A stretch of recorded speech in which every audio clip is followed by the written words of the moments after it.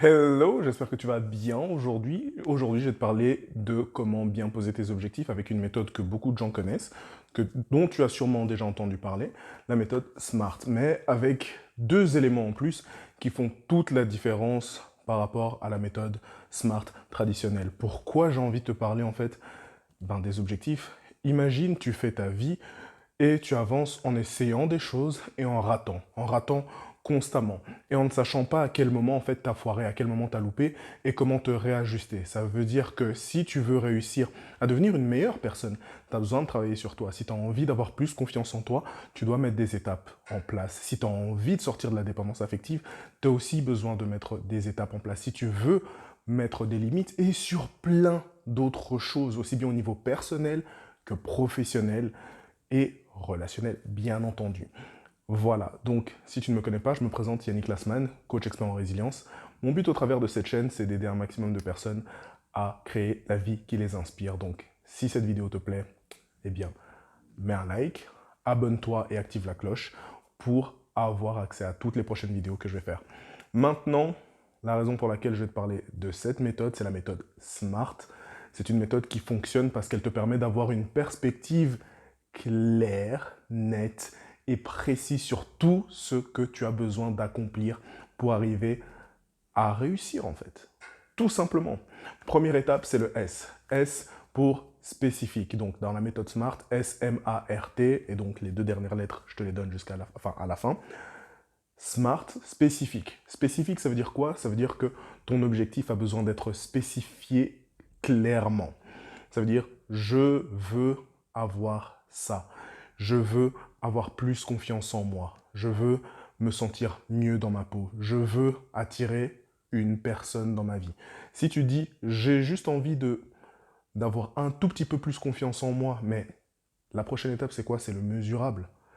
Tu vois, donc ça veut dire quoi avoir confiance en toi? Ça veut dire qu'est-ce que tu peux faire pour voir à quel point aujourd'hui tu n'as pas confiance en toi et par quelles étapes tu dois passer, donc pour te mesurer.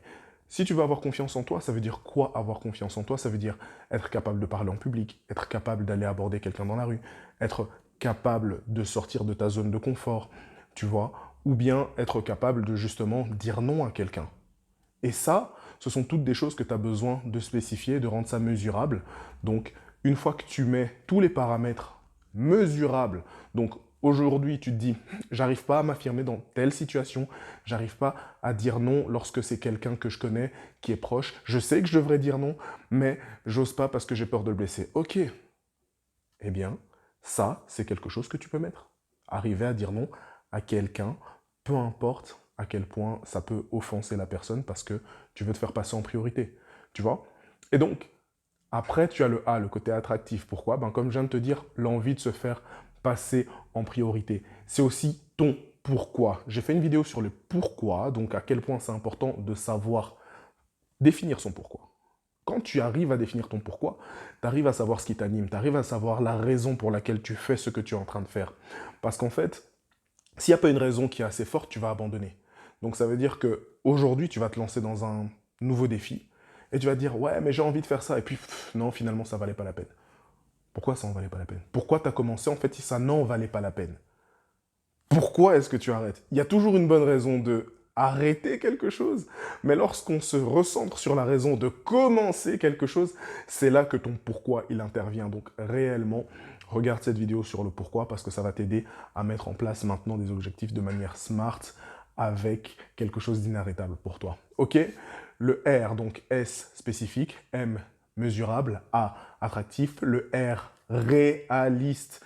Bon, on vit dans un monde où beaucoup de choses sont possibles. Avant, tu aurais pu dire à quelqu'un, ouais, mais c'est pas possible de créer un avion, de voler, etc.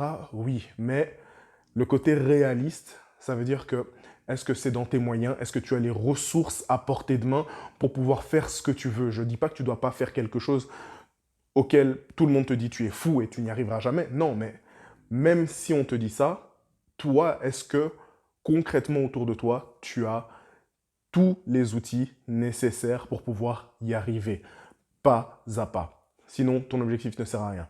Le T, bon, le T, tu sais bien qu'à partir du moment où tu te mets un objectif, c'est important d'avoir une deadline, donc temporelle.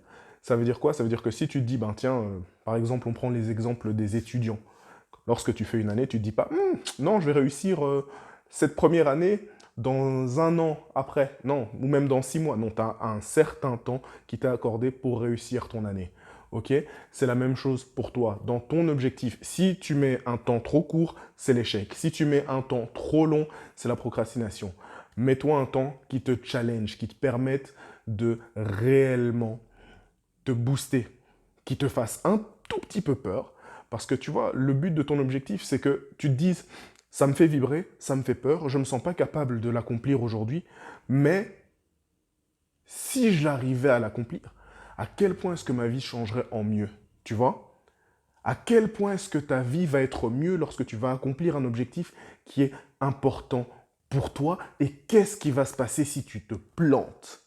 Parce que c'est bien de voir quelque chose en rêvant, en disant, ouais, j'ai envie, j'ai vraiment envie de réussir. Ma vie serait tellement magnifique si je gagnais au loto. Ouais, mais bon, il y a plein de gens qui rêvent de ça. Mais pour le moment, le côté réaliste, c'est de regarder qu'est-ce que tu peux faire et pas de fantasmer. Ton rêve n'a pas besoin d'être un fantasme. Ton objectif n'est pas un fantasme. Ton objectif est quelque chose que tu peux accomplir avec les moyens. Et regarde maintenant, là, je vais te parler des 2 lettres qui sont cachées. C'est justement l'enjeu. Qu'est-ce qui se passe? Qu'est-ce que tu rates? Qu'est-ce que tu gagnes? C'est pour ça que je te l'ai dit juste avant. C'est qu'est-ce qui va se passer dans ta vie? Quel changement il va y avoir? Et quelles vont être les répercussions? Si les répercussions te font peur, ça va te mettre le feu aux fesses. C'est pour ça que c'est important. Tu as besoin de regarder les enjeux. Tu ne dois pas juste te dire, ouais, je vais essayer ça. Non, non, non, non, non. C'est quoi l'enjeu en fait? Qu'est-ce qui se passe lorsque quelqu'un qui est diabétique va se dire, ben tiens, ouais, c'était mon dessert préféré, je vais prendre.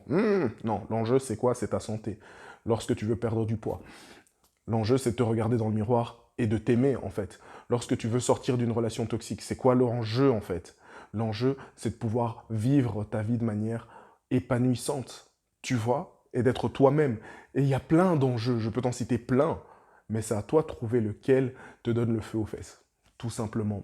Et le dernier point, le plus important, donc si tu ne t'es pas encore abonné, si tu n'as pas encore mis un like à cette vidéo, je ne comprends pas, donc mets-moi un petit like et dis-moi ce que tu penses. Le dernier point, c'est le contrôle. Tu ne peux pas accomplir quelque chose où tu n'as pas 100% un contrôle là-dessus. Ça veut dire quoi? Ça veut dire que si tu veux une relation de couple qui soit épanouissante, tu n'as pas 100% du contrôle sur ton partenaire ou ta partenaire. Mais par contre, tu as 100% de contrôle sur toi, de tes interactions, de ce que tu peux faire pour rendre ta vie meilleure, le sourire, le bien-être, le mindset, la résilience, le fait de surmonter tout ça. Et en fait, une fois que toi, tu changes, ton changement aura une répercussion sur ton monde. Mais tu ne peux pas essayer de changer le monde si tu ne commences pas d'abord à changer toi-même ce que tu peux contrôler. Aussi bien quelque chose d'insignifiant que quelque chose de plus grand. Tu pourras changer, tu pourras accomplir des trucs de dingue si tu as tout ce que tu veux de manière spécifique dans ton objectif, de manière mesurable, de manière attractive avec ton pourquoi. Tu vois, si tu es réaliste sur tout ce que tu peux mettre en place et tout ce que tu as, si tu te donnes une deadline, si tu sais ce qui va se passer lorsque tu vas foirer et que tu veux réussir parce que tu veux réussir à tout prix, et si tu choisis d'avoir des choses qui sont sous ton contrôle, pour quelles raisons tu pourrais rater? Dis-le moi et à la semaine prochaine.